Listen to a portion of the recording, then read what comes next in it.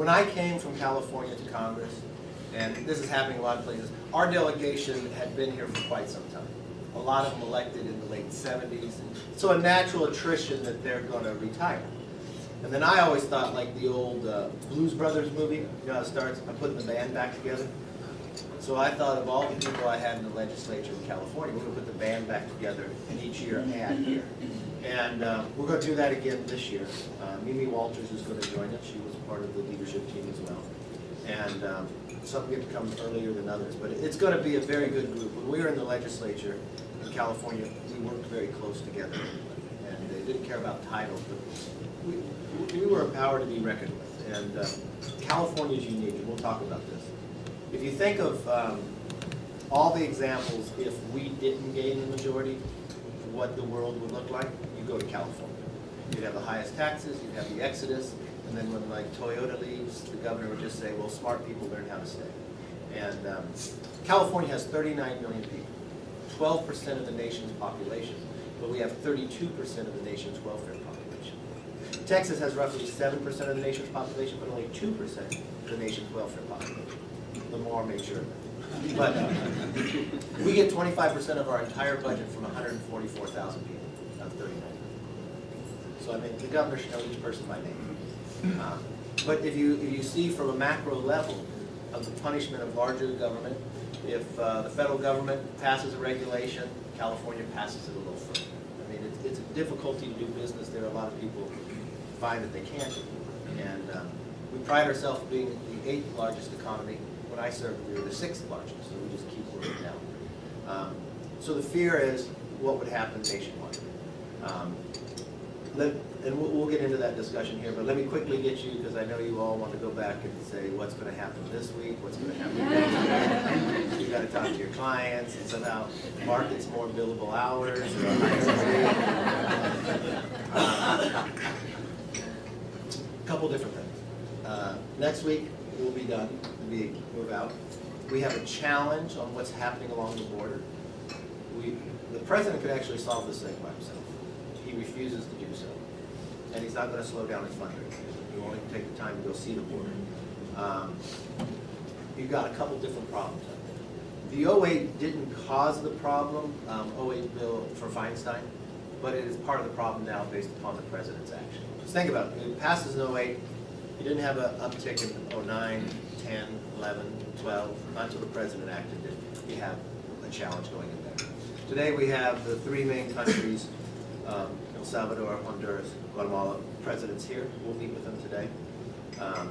Kay Granger has done a great job heading up the task force. They've been down there.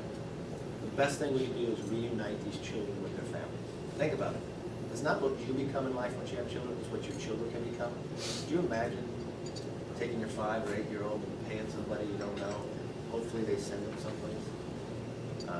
It's devastating what's happening along the way. So we've got to deal with the 2008 law. We've got to deal with the national monuments. You have the president in his last national monument, he said no motorized vehicles in New Mexico for the border patrol. So they have a real challenge. You got to let them be able to work. Resources, you're going to have a little problem with resources. We got to find the sweet spot for everybody at our conference of getting something done next week before we go home. We'll have sue the president, and it's not political. I know you'll sit there and you'll think about that. But we created our country with 3 co-equal branches. It's no longer co-equal. And the challenge of what's going on is really from that standpoint that you got to bring it back. And the scariest time I ever had, I think I may have shared it to you once before, was a lunch with the president. And we were having lunch, and it was just outside the Oval Office, right? And it was the president, Cantor, Boehner. I got the short straw. He's down by Biden. And the president and I were getting into a discussion about tax policy, and we were getting into a discussion about energy policy. And the president finally put his hands together and says, "Kevin, the world's only so big, but it's an unfair world, and it's my job to change the slices of the pie." So, whoa, Mr. President, I respectfully disagree. The world's not so big, but it's your job to grow the pie. And if you think about it, every occupation he has was a redistributor of wealth. So that's his economic policy. But then take that a step further. When he goes and moves a health care bill and changes the enactment of what's in law or something else, In his mind, he thinks the world's unfair, so he's justifying it this way. That's why this suit is much, I don't care if the president was Republican or Democrat. The Constitution is a Constitution. You have to bring the power back in. We'll come back in. We've got 3 weeks scheduled in September. There's a lot of things that we want to finish up. In the House, we have passed 7 of the 12 appropriations. And we've done it in a wide open process.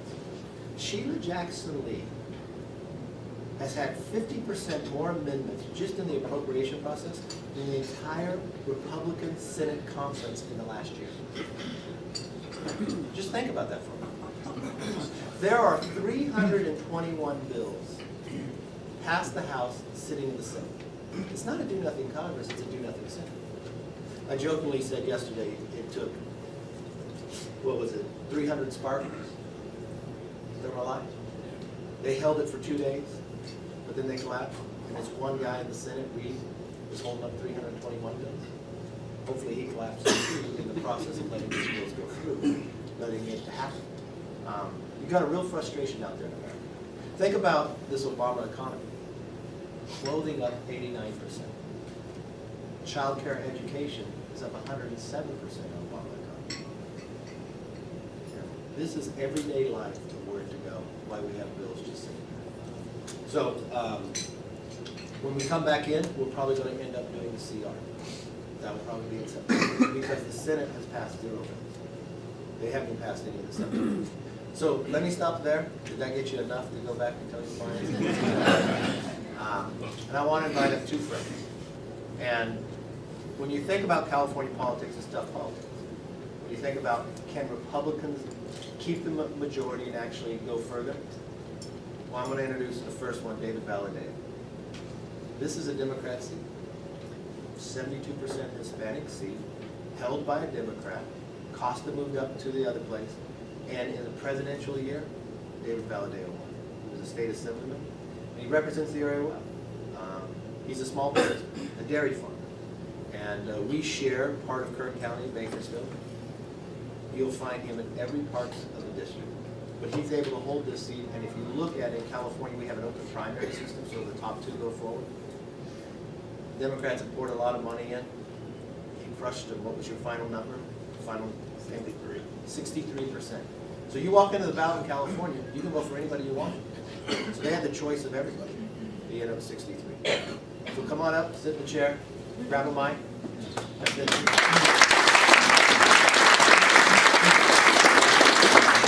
Jeff Denham has the same start. I told you we both entered the legislature together. I entered it a couple days before him because he had just won a state Senate seat. A state Senate seat are bigger than congressional seats, more than 1 million people. And he had a Democrat seat. And he was able to win it after the election when they finally counted all that. And his seat is so tough. It was a solid Democrat. When we got into budget battles, they went in and said, I'm going to recall this guy. You got to think about it. The advantage of the Democrats there. So they do a recall, stupidest thing they ever had. He crushes them in it. So when it comes time to run, able to go there. His seat is a unique seat of where he represents now a lot of agriculture and others. He's not shy. No one's going to outwork him. But he moves his seat into a safer place because of his policy and because of the way he's able to. Neither of these ones will walk away from any issue. They'll take it head on. They'll bring people in. The toughest issues, they'll have the town hall meetings and bring people right there and say, let's listen and let's decide where we're going to go. So, Jeff Denham, come on up. You don't need a microphone.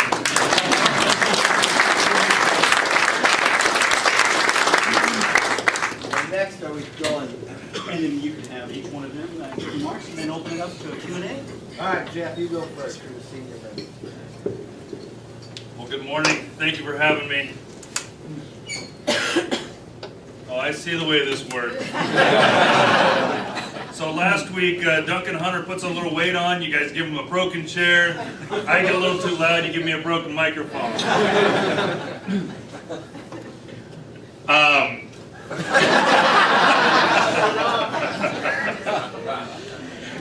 It's funny. My chief of staff and I, when I was first elected, we're walking by here and we see the Ripon Society. I thought, that's interesting. I've got Ripon just outside of my district. We got to stop in. I mean, it must be people from California. I need to go see who they are. He goes, no, we're too busy. We got to go. We're setting up our office, setting up our team here. A few weeks later, I come by again. I'm like, they're back again. So this goes on for a while, and then redistricting happens. Now I've got Ripon in my district. Now I'm getting offended that I'm not getting invited to something where I've got people from my district at. So I'm glad you've invited me back 2 weeks in a row now. I feel very accepted.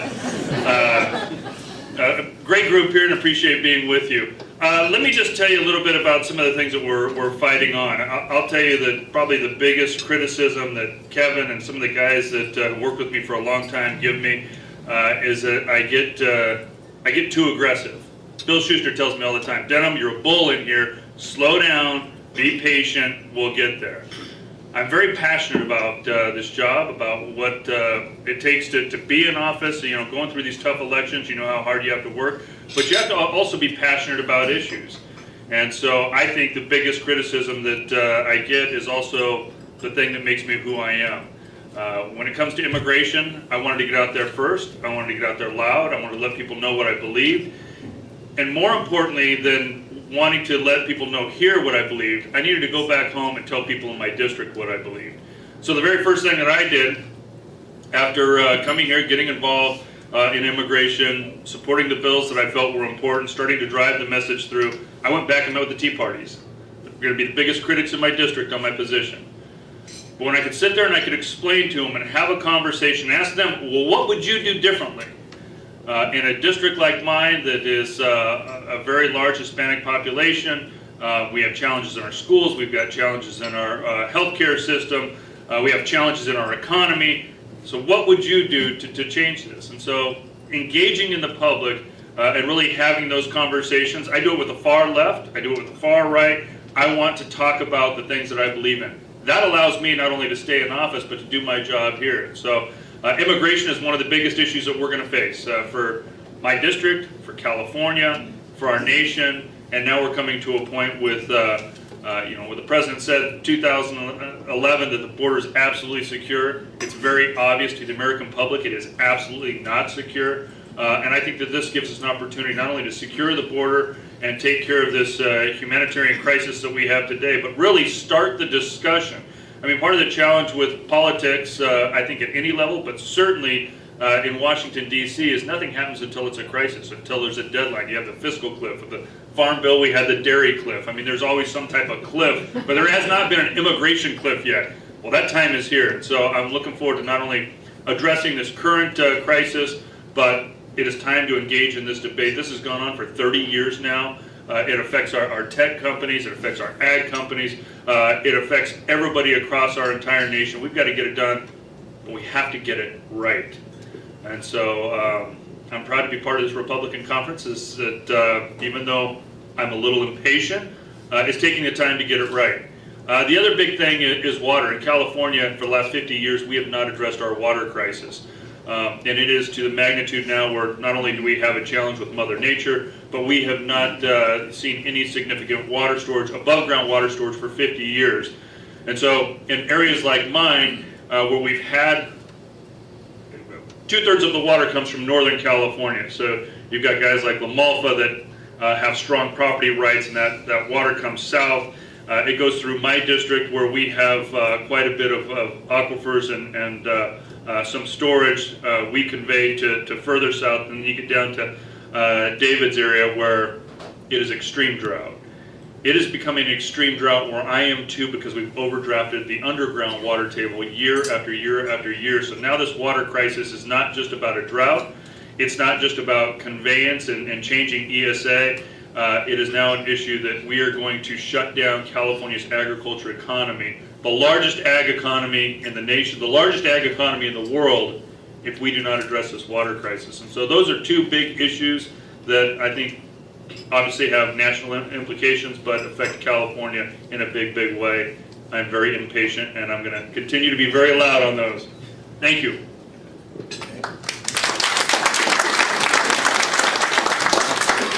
I was hoping I was important enough for Kevin to at least introduce me. I already did. I give you David Valadeo. Well, the three of us are so close in California that our issues are pretty similar. And Jeff did a really good job explaining the water situation, how bad. But this past weekend, I had a meeting with my dad and my uncle and my brother, the partnership on one of our farms. And my uncle's telling me about his situation right now. He's trying to irrigate one of his crops, and you usually irrigate corn about every 10 days, and where we're at. He's at about 22 days, and his neighbor's begging him to turn his well off because when he turned on his well a few months ago, there was no water. So you bring the well company in, they lower the bowls, and they get into the water. And as soon as he did that, he basically pumped his neighbor's down dry. And so his neighbor's is above that level, and whenever he turns his on, his neighbor doesn't have any water, and his neighbor says, hey, please turn yours off so I can irrigate my crops. My uncle's looking at him like, well, I'm already double where I need to be on irrigation. I need to get there 105 and 108 degree days. The corn is starting to wilt. You're seeing this. And it's amazing, as a farmer myself, on our own ranch, last year I drilled 2 wells, and we go down about 1,000 feet. And when you drill one of these wells, I'm not as bad as the west side, but we go down about 1,000 feet. That's about $250,000 a hole that you put in the ground. And it's really a crapshoot. You hope that you get water out of it once you've invested that. And I'm already in line for a 3rd well for next year. And the well guys are so backed up that they just can't get to everybody right now. They're looking for ways to make sure that if it's the guy down in the county that approves the permits, works over the weekends to make sure those crews never stop working. If they have a 4-day weekend and one of the county employees decides, hey, it's a weekend, I'm not going to go out and inspect that, you'll literally have a rig sitting there waiting for an inspector to show up, give him the sign off so he can go on to the next job. So this water crisis has been a huge deal for us. It's having a huge impact. Most people in the valley who don't farm think, oh, we're doing just fine. But just like anybody that loses a job, if you lose a job, you still have a savings account. You continue to pull money out of that savings so that you can eat and drive to wherever you're looking for a job or whatever you're doing, but you don't look like a homeless person that first day. What we're doing today is we have no surface water coming from Northern California, and people are pumping and taking water out of the ground, which is basically depleting our bank account of water for the future. And so it's putting us in a really interesting spot for what's going to happen. It's just going to continue to get worse. And that's why we've worked so hard on the water issue. And then on immigration as well, that's something that if we don't address that, we're going to struggle in my part of the country because the guest worker program is a huge deal for us. And we just don't have a program that works. So, but both these guys did a good job explaining, so I won't add any more. The one thing I will say too is if you look, we're the valley, and if you add Devon, that'd be the entire valley. One thing that's unique, I've always been jealous of Pennsylvania. Pennsylvania to me is the closest delegation. They work very well together. They have different philosophy, but they always stick together.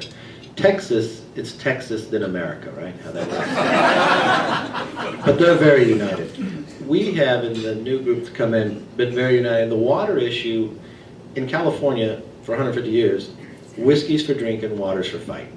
And as Jeff said, the snowpack's up north, then you pump it down and you grow everything down through the valley.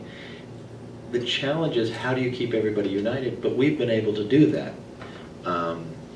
The Senate has a different version, but if, 3 years ago we had 170% of snowpack.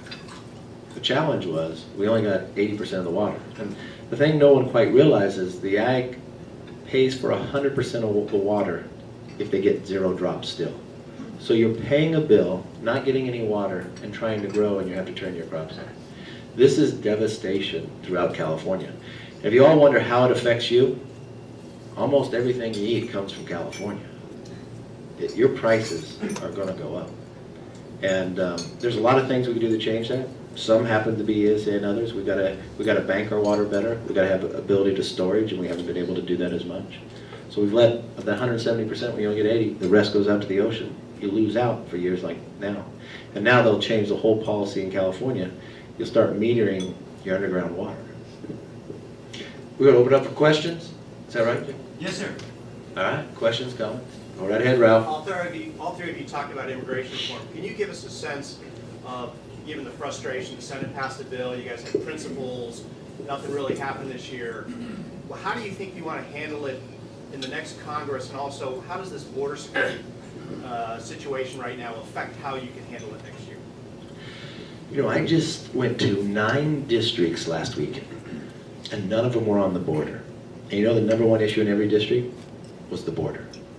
Because what has happened, despite what Reed says, the border is not secure. If you watch it, with all of our principles, no matter where someone stood in the Republican Party on immigration, the first thing they always said, secure the borders. I think what has to happen is exactly that, and that's what we'll focus on in this short time frame in the next 2 weeks. As we move forward, if you keep the current system, you perpetuate the problem, right? Someone comes here illegal, nothing happens to them. 42% of people that are here illegally came here legally in the process. You get someone getting an engineer degree and you tell them to go to another country to compete against us, when you get H-1Bs fills in 4 days. So our focus now, secure the border, prove the border to be secure, and then let's create a system that actually works and doesn't perpetuate a problem. Between now and the rest of the year, we were hoping the president would want to work with us on securing the border, because there's a lot of actions he can do. They don't want it. He doesn't even want to go down and visit the challenge. He can do some certain actions to stop the flow right now. And why would you put these children in these harm's way? And why wouldn't you want to unite a child with their family? So I know how hard we tried in the process, but right now is a crisis, and you got to solve that one first. If it doesn't get solved, do you still take on immigration reform next year, or does that just mean that we can't do it? I think until the border's secure, you probably can't do anything else. Next question. Yes? There's a tax issue that's arisen that's become quite. Conversions. Yeah, exactly. What, Senator Hatch is, Have you heard about this problem? do you think anything's gonna happen on that before the end of the year? Legislatively, no, but I think August, people are going to really start talking about it. The other thing, I have a philosophical belief that structure dictates behavior. Why are companies doing it? Because they're going to be taken over if they don't. You're at a 20% disadvantage to compete and go sell your product. To me, if we're fortunate to gain the Senate, there's 5 things that have to happen. You got to have tax reform, national energy policy, education reform. These agencies have to be reformed, streamlined. You got to get immigration reform. Those are the 5 things for the next century to be ours. This version's going to come up, and what's the Democrats' answer in lieu? You're unpatriotic. Okay, so just stay in business and go out of business because your taxes were too high.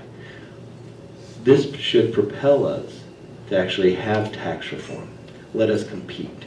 But from the same time, you got to compete with taxes, energy policy. That combination, you could have value added where you bring manufacturing back, be able to grow. I think conversions is just going to grow. The debate is going to be on the outside, and in my view, maybe that'll help us get tax reform. You know, in the House, we proposed tax reform. Now, in the Senate, it's not easy to do. It's a hard thing to do, but it's something I believe if we want to be competitive, we have to. We got to put America at least on a level playing field. Yes, sir? So looking at the state as a whole, how do you think the new primary system, the kind of the jungle primary system is working? How's that helping or hurting politics? I think it's changed the dynamics. I think it's going to get voters more engaged. I think you're going to see some interesting races in the fall. There are a couple of races where it's Republican on Republican or Democrat on Democrat. I think it's going to force people to be more accountable to their districts. It certainly makes some districts more competitive.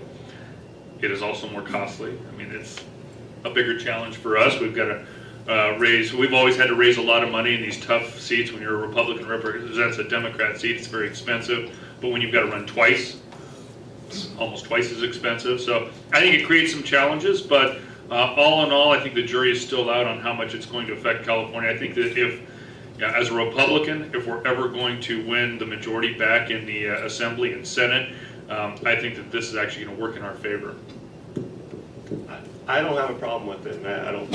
When you look at some of the tough seats, farther extreme seats, left or right, it forces them to have to work to reach across the aisle and get people to vote for him if you end up with 2 R's or 2 D's in a seat running for the general. But districts like mine in Denham's, I don't foresee us ever having to run against another Republican in our generals. So it doesn't affect us in our district as much as it affects some of those other really, well, districts like Kevin's, where Kevin can end up running against another Republican and forcing him to run those 2 races. But I haven't felt it myself. Personally. But there are some crazy quirks with it that we're starting to realize is right before the election, you can do a write-in if you haven't had anybody run against you. And, we have some people that are. That's what I had. Well, There were only 2 people that ran unopposed. Now, what you have to do, you have to get signatures and pay a filing fee, but they changed in the past, if you ran as a write-in, you had to get 1% of the last election to qualify to get on the general. Now, you just file with no money after the filing deadline, run it as a write-in, and get 5 votes, and then you're on the general ballot. I've got 5 candidates running out of the 21st Congressional District. Jeff Denham's opponent is my constituent. Kevin McCarthy's opponent is my constituent. Jim Costa's opponent is my constituent. Nobody likes you. And then I'm running, and then my opponent moved into the district, so there's 5 of us in my district. You're welcome. The only problem philosophically about it, we in essence are saying only these 2 parties have all the answers.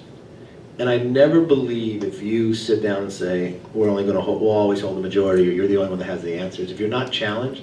So we're never saying a 3rd party can rise up. We're now picking the 2 parties that can ever be. To me, that's wrong. I think greater competition is better. You break down the party structure, though, by doing the top 2. The other thing that happens, take a Buck McKeon seat. Buck McKeon seat is actually somewhat a competitive seat, part of Los Angeles County. But because the primary for Republicans were competitive and the Democrat was by himself, ended up losing because he didn't do much in the primary and you didn't stir your people to come out. Part of the Cantor loss was Democrats didn't have a primary, so 30% voted in his primary because it was open and voted against him too. So you can play in different things. And last election cycle, Gary Miller was lucky enough to have another Republican in a Democrat seat. He was going to have a much more tougher race holding that seat had he faced a Democrat in the general. This time, Mike Honda is going to face probably the most expensive race in the state. And then Tom McClintock has a very tough race as well against another Republican. Honda's running against somebody who's raised a couple $1 million already. Paul Redford? Yeah, you talked about immigration being sort of the issue you hear about. We sort of have all these foreign policy crises breaking out everywhere. I wonder if you hear about that or if this situation back. Yeah, you hear a couple.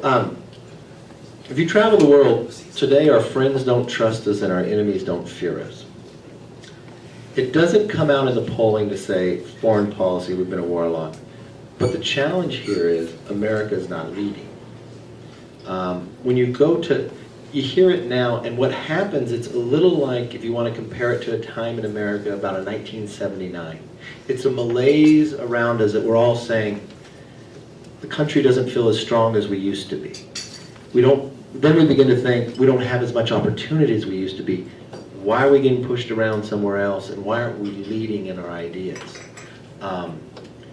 That, to me, is going to be one of the 3 major issues in this election, but it won't show up in a poll. In a poll, it'll show up somewhere around 11%, but it's an overhanging one that people are going to say, when you feel a malaise among you say, I got to change this. I don't care who's in power, I've got to change this.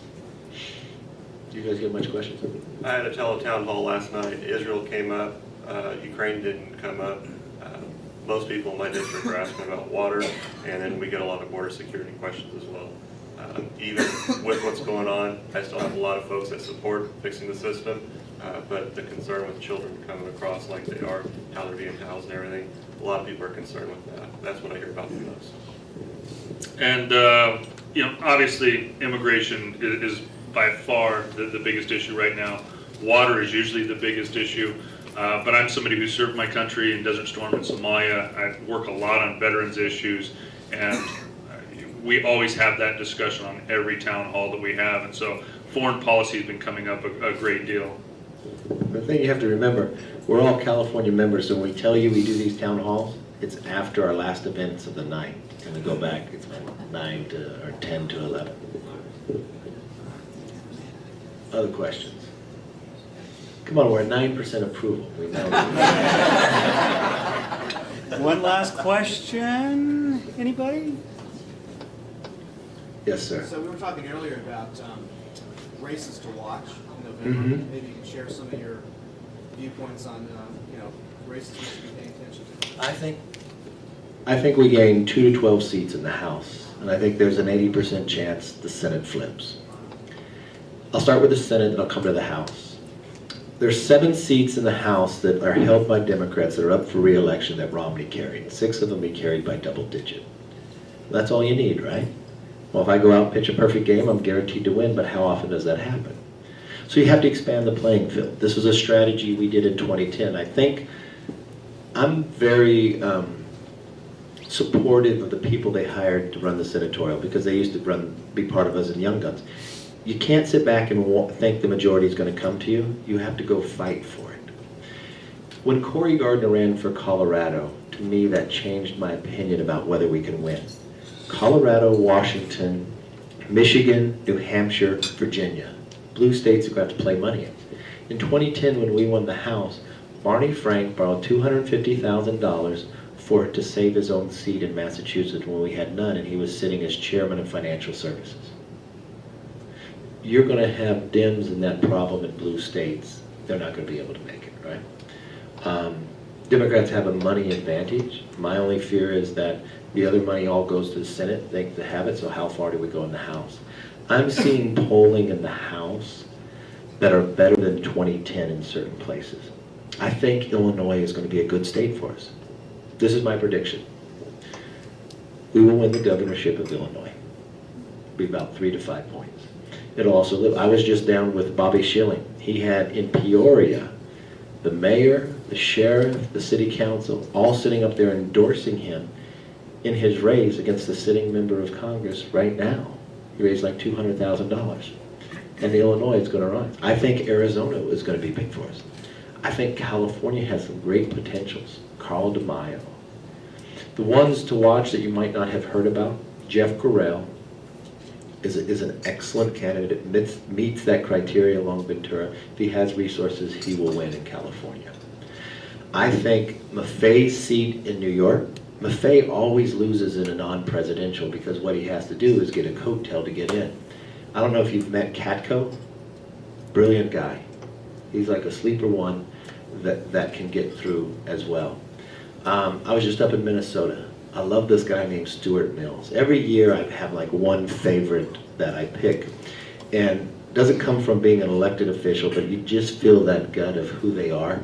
Stuart's run against Nolan. Nolan won, originally in the 70s, and his views never changed. He served 3 terms, left, came back. This is Overstar's old seat, right? So this has been Democrat since the 40s. Stuart's family's been small business. People call him the Brad Pitt. If you don't know who he is, he keeps his hair there. And he is just a breath of fresh air.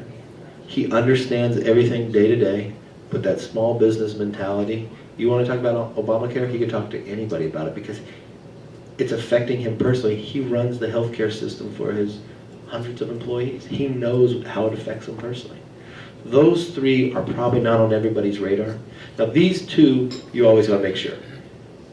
He's able to win it in a presidential year, but what Democrats will always try it. As resources, they'll be fine. And he just works all the time. Same thing with Jeff. But the great thing that you can do with these 2 is they build and grow their districts to make it a better district each time.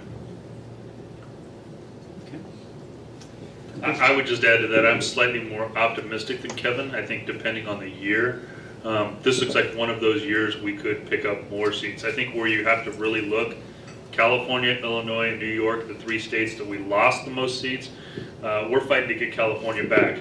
And California, we lost 4 seats. On a great year, if our candidates do everything right, I think we could pick up 5 seats. 4 seats plus holding Gary Miller's. Yeah, you get 4 seats in California. Another one to watch is New York 1, Lee Zeldin.